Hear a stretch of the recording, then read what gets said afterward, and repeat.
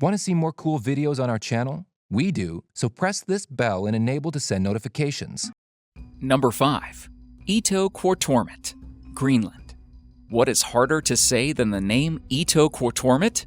Living there. Formerly known as Scoresbysund, Ittoqqortoormiit is known globally as the remotest inhabited community in the Western Hemisphere. The 450 residents have settled between North Greenland National Park and Scoresbysund, the largest national park and fjord on Earth. For 9 months of the year, the sea around Ittoqqortoormiit is completely frozen, shutting off all ocean travel. If you want to reach the town during those months, you can expect to hike in, use a snowmobile, or even dog sled in. If emergencies occur or you need to leave quickly, the only way out is by rare helicopter or via boat during 3 warmer months. Due to the town's isolation, everything must be transported in during the warmer months when the ocean ice melts enough to allow ships in the harbor. Ittoqqortoormiit is remote, but does have quite a few creature comforts for its residents.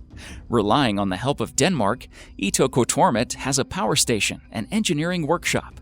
A Danish doctor and nurse run a small hospital, and Danish teachers work at the small local school.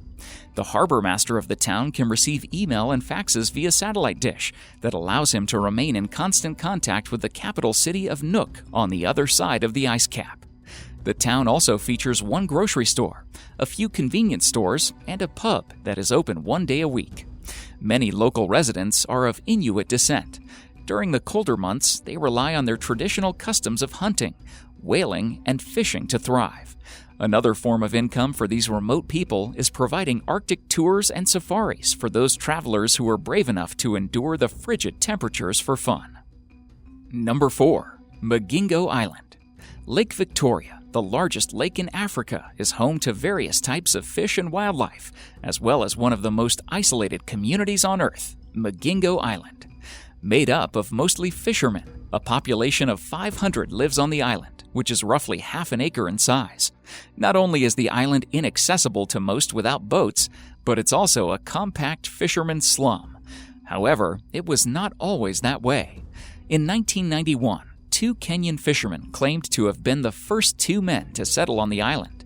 At the time, the location was nothing but an infestation of weeds, birds, and snakes. In 2004, a Ugandan man also claimed his settlement on the island. These men and so many others have made their way to Migingo Island because the surrounding deep water is home to a number of Nile perch, which provide income for fishermen. Living on the island is hard because it is incredibly crowded. Houses made of recovered tin and other scavenged materials comprise most of the homesteads. In addition, there are 4 bars, a hair salon, several brothels, and a tiny port. Prostitution runs rampant, and filth plagues the island. Some people there have cellular phones to contact the outside world, but the signal is spotty at best. This is one island that is anything but paradise. Number 3. Via Las Estrellas, Antarctica. When one thinks of Antarctica, images of endless ice and penguins come to mind. One does not associate people with this continent, but some individuals do call the icy tundra home. Via Las Estrellas, Starstown has only 14 homes, 1 banker, a post office, a school with 2 teachers, a gym, and a church. There is also a modest souvenir shop for tourists wishing to memorialize their visit. Though in Antarctica, Via Las Estrellas is a Chilean town that is located on King George Island on the President Eduardo Frei Montalva base. The population is small, with only 15 residents during the summer and 80 during the winter. People serving time on the base are only there for 2 years maximum before returning to the Chilean homeland. The hospital on the island is equipped for basic life-saving procedures with a lab, anesthesia machine, operating room, sterilizer, X-rays, and dental clinic. A small pharmacy is also available. However, with limited facilities and only 1 doctor and nurse, all major emergency cases must be flown to health centers in South America for aid. Not only is Via Las Estrellas remote, but it also comes with an ultimatum. If you want to live on the island for any extended amount of time, you must have your appendix removed. As there is only a doctor with basic training and no surgical expertise, all people, including children, must have their appendixes removed before living on the island.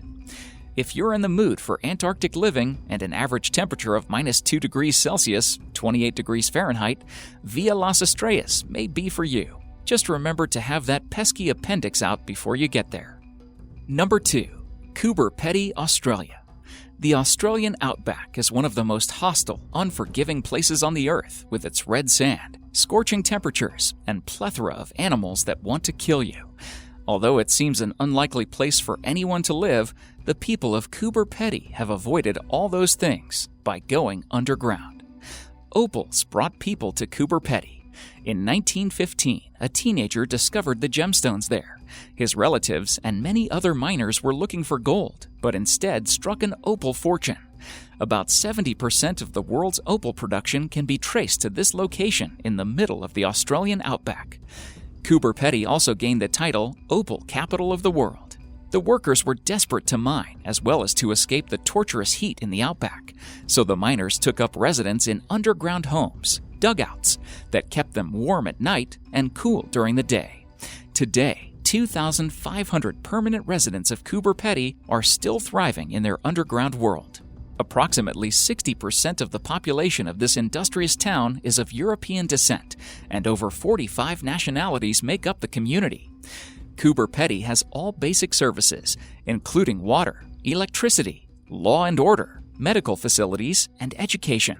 The hospital has 24 beds and works with other medical practices in nearby locations. The schools are from pre-kindergarten to 12th grade and offer a wide range of programs, internships, and community building projects. Though opal mining brings in much of the town's money, tourism is their other big moneymaker.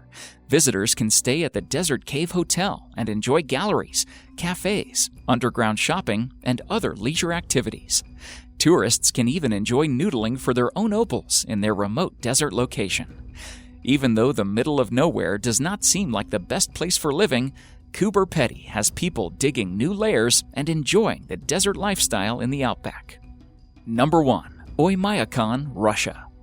Eyelashes freeze when outside. Frostbite is a bitter enemy of daily life. Cars are kept running constantly because their batteries will die due to the average winter temperature of -50 degrees Celsius, -58 degrees Fahrenheit.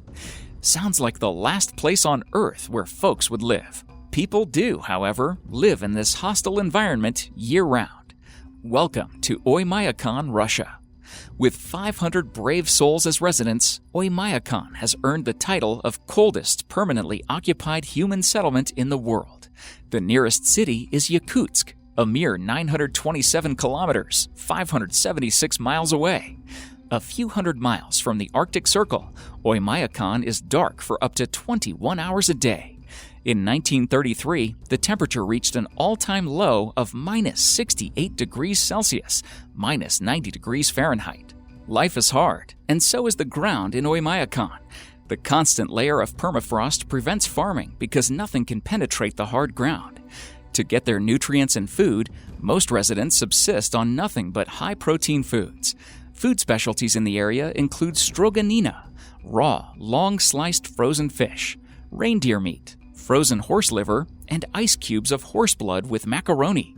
The frozen ground also prevents the use of pipes for running water and bathroom facilities.